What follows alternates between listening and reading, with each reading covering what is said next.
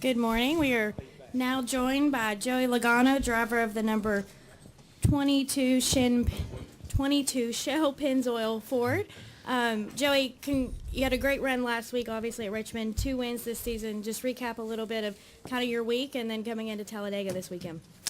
Yeah, obviously, last few weeks have gone well. Obviously, coming off a win in Richmond was great. And then, a lot of times, when you win, obviously a lot of other obligations come in, a lot of media stuff, and, whips you some of that. And obviously coming in here to Talladega is kind of we consider a little bit of a lighter weekend because we don't practice a whole bunch here. So kind of the perfect week to take that win and still be ready and get all your ducks in a row for when you get here to Talladega. So we're ready to go and try to put our show Pennzoil Ford in victory lane one more time.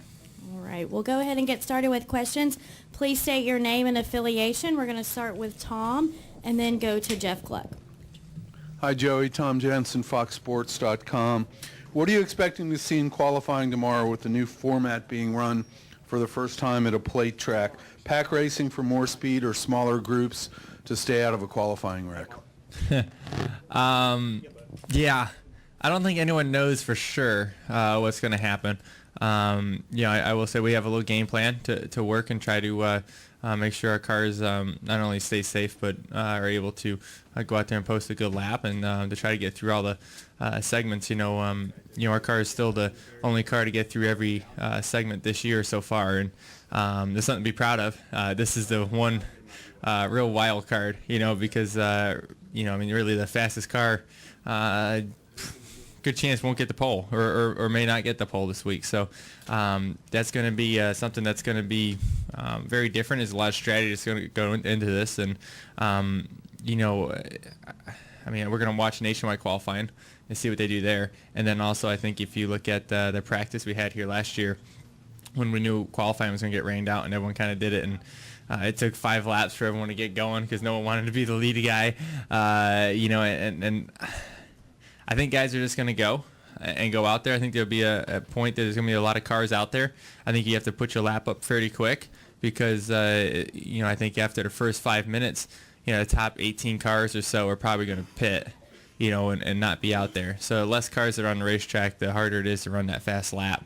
I've been working with my teammate Brad and also with McDowell some, I think, and kind of figure out what we got to do to put together a good package for us to run a fast lap and have the right strategy and also stay out of the crash, because I think it's going to happen. I think there will be a wreck within this qualifying session just because the closing rate, you're going to be catching some of these guys, and if a guy's in the middle of the racetrack and then you're going to the bottom and he decides he wants to get out of the way and goes to the bottom, shoot, you're going to get in a crash. So it's just going to be you got to be on your toes throughout the whole session, and I think as each session goes, it's going to get a little bit calmer because obviously there's going to be less cars out there. All right, Jeff, go ahead. Jeff Gluck from USA Today. I'm behind the cameras too. Last year in the fall race here, in the last couple laps, you and Brad tried to pull out a line and go on the low line. Everybody stayed high, and nobody went with you. Why do you think the low line wasn't where people wanted to be, and why didn't you get help? I think there's multiple theories behind it, but I do feel like Daytona this year was better than what we've had last year for the package we had, and I think because of the added spoiler. For one reason, I think the reason why the bottom lane doesn't work as well is because we got those big shark fins on the side, and the spoiler does not overhang the shark fin to the left side.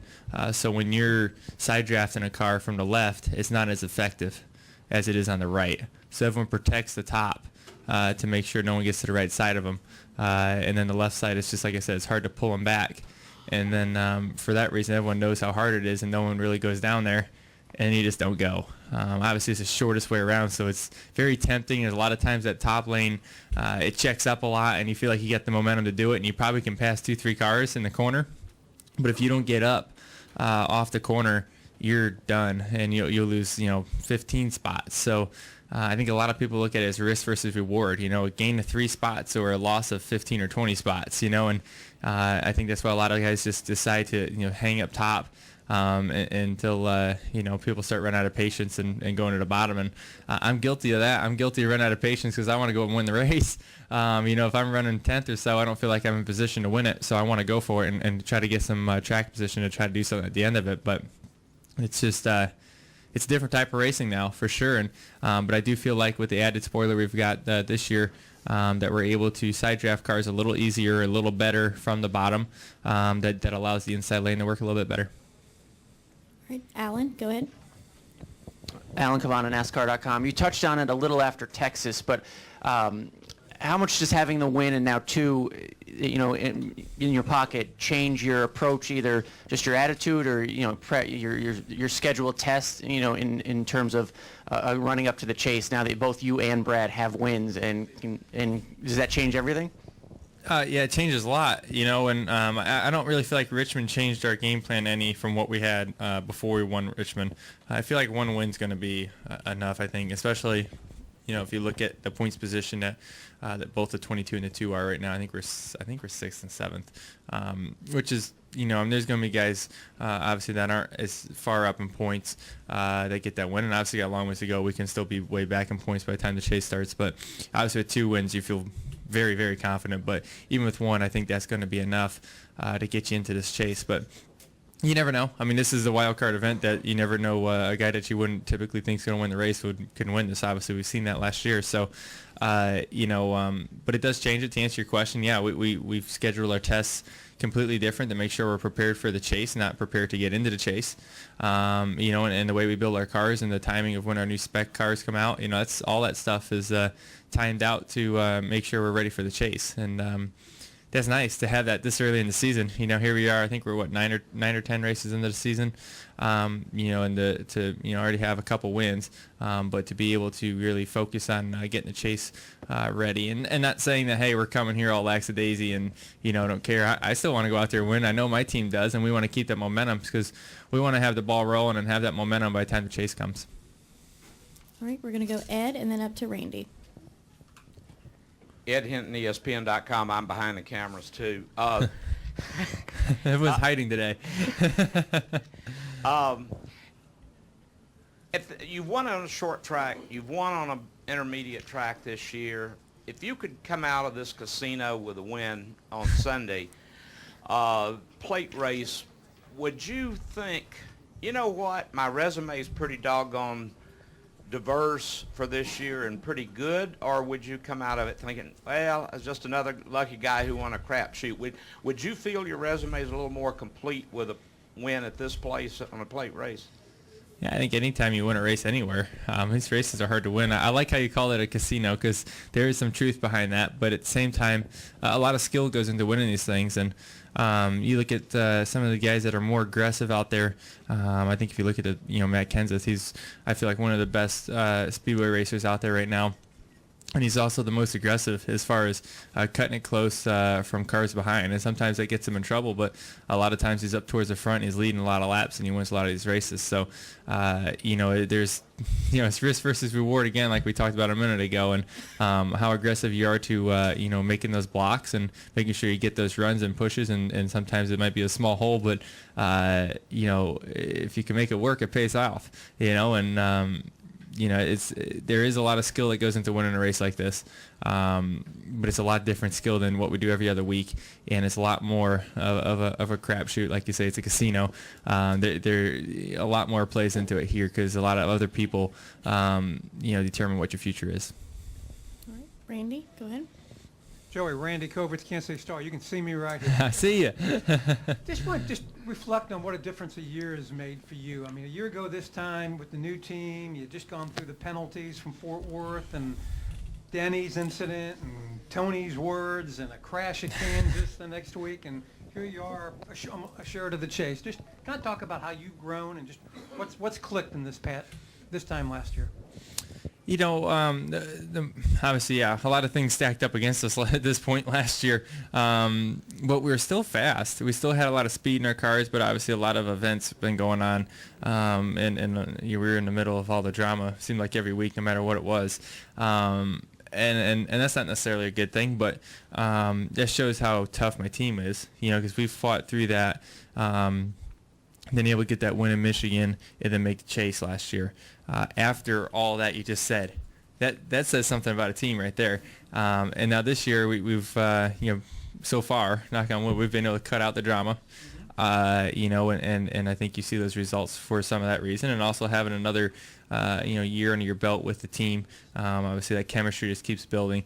Myself and Todd Gordon are clicking right now, and he's giving me what I need, and I've been able to do my job, and that's why you see those race results there. So for two reasons, we cut out the drama, and we're able to obviously build off a year of getting to know each other, and being able to use that to our advantage now. How have you matured? How have you grown? I mean, 'cause you're still a young guy.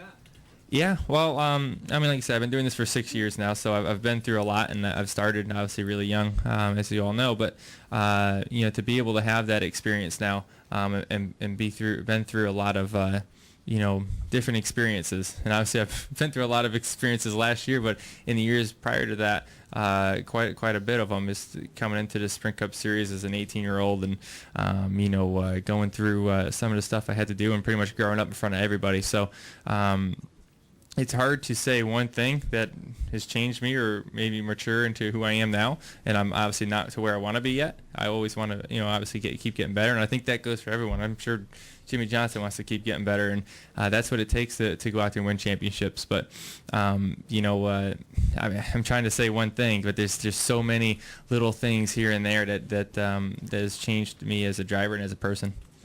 Thank you.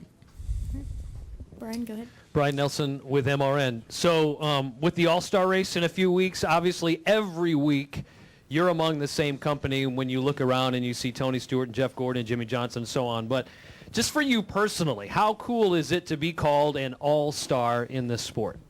I love it. I think it's the most fun race you run all year. It's so much fun, and you're going for $1 million. Second place doesn't really pay nothing compared to what it pays to win the thing, and everybody knows that, and there's nothing to lose. And the whole week's fun because we get to qualify by making a pit stop and going 150 miles an hour down pit road. Like, that's really cool. A little bit crazy, but really cool. And it's just a fun week. And he said, in the races, the way it plays out, and you don't really know where you're going to start the last round, and I don't really even know what the rules are this year for it yet. You guys might know, probably know a lot more about it than I do, because I have no clue if they changed them or not. But I get through one week at a time. But that whole weekend's fun, and it's an honor to be in the All-Star race. It's hard to get in it. And fortunately we've been able to win the races to get ourselves into it. But really, once you're in it, you want to go for the win. I finished second in it last year, and I don't think anybody even knows that, because no one really cares. And, that's why you got to go for the win there, and that's what everyone has the same attitude when they go there. It's just it's a lot of fun. It's, you don't have the pressure of points. You don't have the pressure of really anything. It's all for the win, all for the money. I have another question right here. Mark Burson, Thunder 92.7. The question goes to driver relations and how they change and how they are affected by somebody that has multiple wins, particularly with this format. Do you see any attitudes changing, and do you see that changing or transitioning to anything on the track in terms of how drivers treat you? The format, I don't know what you mean by this format. But the new point system or the new qualifying here at Talladega, or both? Oh. Yeah, the driver relationships are all unique. Every one of them is very unique because you think about it, it's a competitor, right? So it's hard to be friends with a competitor right off the bat. Here's someone you want to be. So you're knowing you're going against them. That's very difficult. It's easier to be teammates with or be friends with your teammate, or someone like that, because that's a guy you're working back and forth with, and you're trying to make each other better. But I'm not trying to make someone on a different team better. I don't really want to do that. Then I got to go out there and compete against them. So they're very unique. They're very different. And obviously sometimes we run into each other, and then you got to go through the process of rebuilding that. But I think it's hard to be have that real tight friendship with another driver. I think and I think all the drivers can probably agree with that. And there's a certain line that we all kind of go to, and then that's it. Because we want to beat each other. We're all here to win. But obviously having that the best relationship you can build, I think on the racetrack, that helps. That give and take you give on the racetrack, and then obviously the way you guys act and treat each other off the racetrack, all kind of adds up to especially here at Talladega on how this race plays out. All right, Chris Knight, go ahead. Joey, Chris Knight, NASCAR Wire Service behind cameras. Just curious, there's a lot of emphasis on qualifying tomorrow, but what do you expect out of practice here in a little bit? Do you think that you'll see a lot of the teams practicing their qualifying maneuvers, or do you think it'll be just as crazy as qualifying? No, I don't expect people to be practicing their qualifying stuff. I don't think. If that does happen, I'm sure it'll happen at the second practice. But we're focused on getting our car good enough to race, make sure it's solid. And when you come to these speedways, there's only so much you can change. You make all your speed at the shop. You don't really make much speed once you get here anymore these days. Remember the old days they used to cut off the car and put new fenders on it and do all this crazy stuff. We don't do that, so you only got so much you can change when you come here for practice. So really it's all about, making sure your car is decent, tune your motor in, maybe make a change if the balance isn't really off, and that's it. I mean, we're planning on 3 runs. We're not going to make qualifying runs because we're going to be out in the pack, for qualifying. So that takes that out that we used to do. So, now it's really about making sure your car drives good, making sure it's got decent speed, make sure your motor's tuned in good. And there may be a few guys that are practicing, laying back in the pack and trying to make that run and trying to figure out when they need to time it to go and try to get through the field. But I would assume that the front cars in this draft today in practice are going to be out there trying to make sure their car is okay. And if there's a guy trying to make a big lap running through the field, they're going to get blocked off at some point and not be able to really have that practice of qualifying. All right, Kelly, go ahead. Kelly Crandall from Popular Speed. Joe, you mentioned that the plate racing has changed throughout the years. I'm curious if that's been from the race package you all have had or the mentality of the drivers in terms of who's going to be more aggressive than others and as well as the risk versus reward factor you mentioned. It's all due to the package we're dealt. I feel like the drivers will adapt to what car they have and the package and the rules package that NASCAR has given us to go out there and win. So that's why I think you see the racing change. Obviously, you had the 2-car draft that we used to have, that 2-car tango, whatever you guys want to call it. We had that. That's gone now. And we really, because of the new package and a new extended bumper, we can't get to each other very well or be able to stick there when we get there. So that's changed that racing. So that's not because of us not being as aggressive or anything like that. That's just because we can't physically get there anymore. And then as far as the pack and the draft and that's just what the cars have dealt us here, and that's kind of why you see that type of racing now.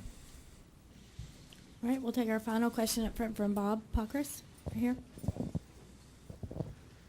Bob Pockris, Sporting News. I assume last year during all your drama that you probably wanted to punch somebody. Would it have been worth $25,000, or are you glad that you didn't? That's not a fair question to ask me right now. But yes. But I think when you're in the heat of the moment and someone's in your face or something like that, or you just got wrecked or something happened, yeah, I mean, you're not thinking about 25 grand at that point. Yeah, don't get me wrong, that's a lot of money. But that's something you it's like after you do it, probably you think, oh man, get my checkbook out, but I think NASCAR had to do something about it, I'm glad there's no points or anything like that was handed out. I think that would have been a little excessive, but I think for what it was, and I don't know, I wasn't in the middle of it, but I'm sure they think it's worth it. All right, Joey, thank you for your time today and best of luck this weekend. All right, great. Thank you.